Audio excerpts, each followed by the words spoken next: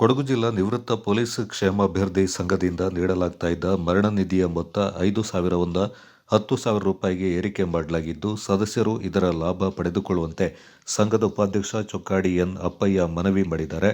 ನಗರದಲ್ಲಿ ಸುದ್ದಿಗೋಷ್ಠಿಯಲ್ಲಿ ಮಾತನಾಡಿದ ಅವರು, ಕಳೆದ 20 ವರ್ಷಗಳಿಂದ ಕೊಡಗು ಜಿಲ್ಲಾ ನಿವೃತ್ತ ಪೊಲೀಸ್ ಕ್ಷೇಮಾಭಿವೃದ್ಧಿ ಸಂಘವು ನಿವೃತ್ತ ಪೊಲೀಸರ ಯೋಗಕ್ಷೇಮಕ್ಕೆ ಬದ್ಧವಾಗಿ ಹಲವಾರು ಕಾರ್ಯಕ್ರಮಗಳನ್ನು ಹಮ್ಮಿಕೊಂಡು ಬಂದಿದೆ.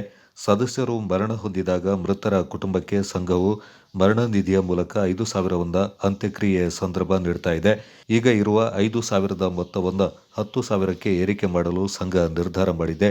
ಏರಿಕೆಯಾದ ಮೊತ್ತವನ್ನು 2027 ಜನವರಿ 27ರ ನಂತರ ಮರಣ ಹೊಂದುವ ಸದಸ್ಯರ ಕುಟುಂಬಕ್ಕೆ ನೀಡುವ ನಿಯಮವನ್ನು ಜಾರಿಗೆ ತರಲಾಗುವುದೆಂದರು.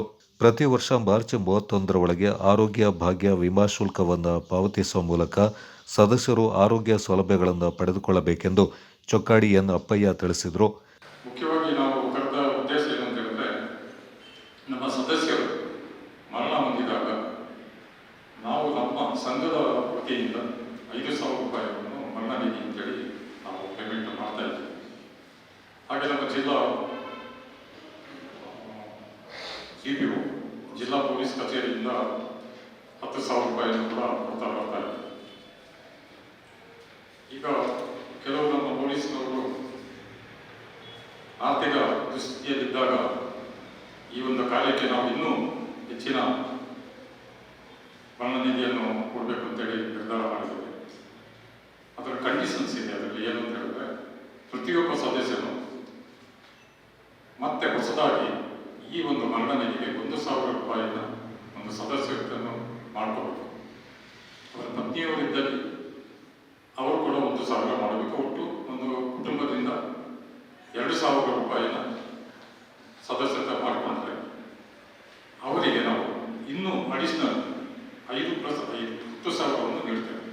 ಒಬ್ಬರಿಗೆ 5,000 ಮತ್ತು ಮತ್ತೊಬ್ಬರಿಗೆ 5,000. ಒಟ್ಟು ಆಗ ನಮ್ಮ ಸಂಘದಿಂದ 10,000 ರೂಪಾಯಿ ನೀಡಿದಂತ ಆಗ್ತದೆ.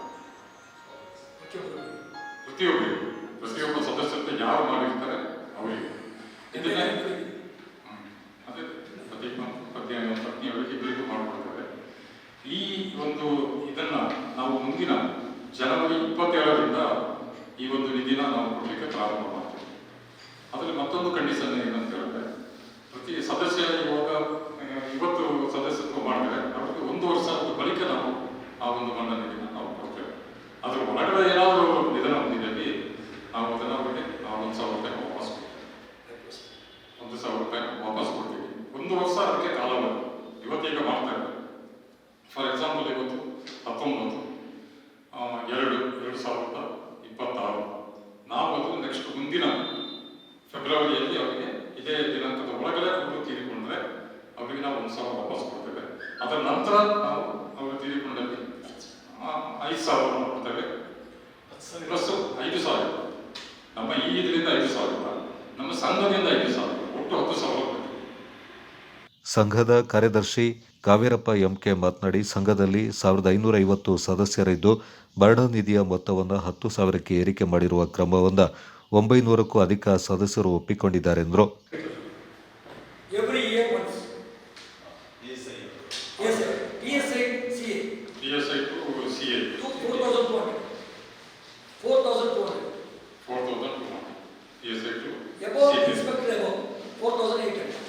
DSP and SP 4,800. ಇದು ಪ್ರತಿ ವರ್ಷ ಮಾರ್ಚ್ 31ರೊಳಗೆ ರಿನ್ಯೂವಲ್ ಮಾಡ್ಕೋಬೇಕು.